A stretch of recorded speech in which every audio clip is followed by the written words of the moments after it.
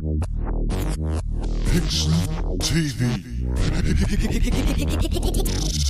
TV, der spiller.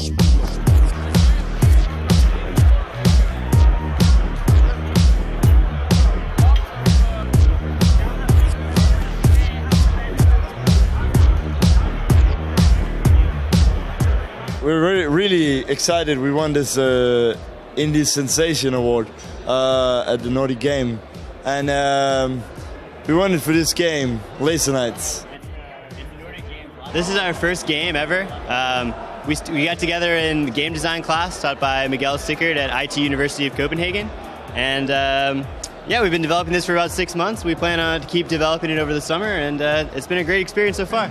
I'm in the analysis program, so my initial contribution was to kind of do some research into old arcade games and other stuff to see what other stuff had been done in top-down arcade. And yeah, I'd say this game is kind of like Unreal Tournament meets Joust. It's really simple, but I think it gives a lot of room to sort of compete at a pretty high level. There are, the occasional glitch in the game, but I think that really keeps with the spirit of the arcade. And that's all part of the strategy. You've got to learn the system and how to exploit it best. The pixel art in this game is very centric to the game. So we wanted to use a pixel art game engine, and that's what Pixel is. So it was great for making the prototypes. And then as we developed, we ended up with a prototype that was pretty functional. And then we had a limited amount of time, seeing as it was a student project, and so we just ended up making the game in a finished state in Pixel. So that's how it ended up in Flash. We just recently recruited a new pixel artist from Georgia Tech, Danielle, and we're also going to be working with my friend Chase from Louisiana to do the box art for a new cabinet. And we're also collaborating with an experimental drone synth group called Goodwill Smith, based out of Chicago. So we're going to completely redo the assets over the summer and tweak the gameplay a little bit. We've had a lot of opportunities to play test the game. That's been one of the greatest things about the Nordic Indie Game Night.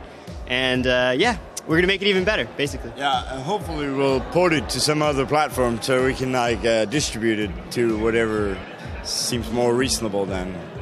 Also, Flash has performance issues that we want to get over by porting it to something else. We've really wanted to have a dual lance power-up for a really long time, but that hasn't happened yet. We were actually kicking around some ideas for some extra power-ups and how to expand the game. But I mean, a lot of that has to do with how we port it into new engines. So. For me, a lot of the inspiration was the competitive games that I spent a lot of time playing with my friends, sort of around a console, around a television. I played Super Smash Brothers pretty seriously, and I also played Halo pretty seriously. So just the experience of having 4 people together on a couch or crowded around a TV was really a huge inspiration in this game, and I think one of the best experiences in gaming. Yeah, we've actually made one other game for the time being for this cabinet since we got it.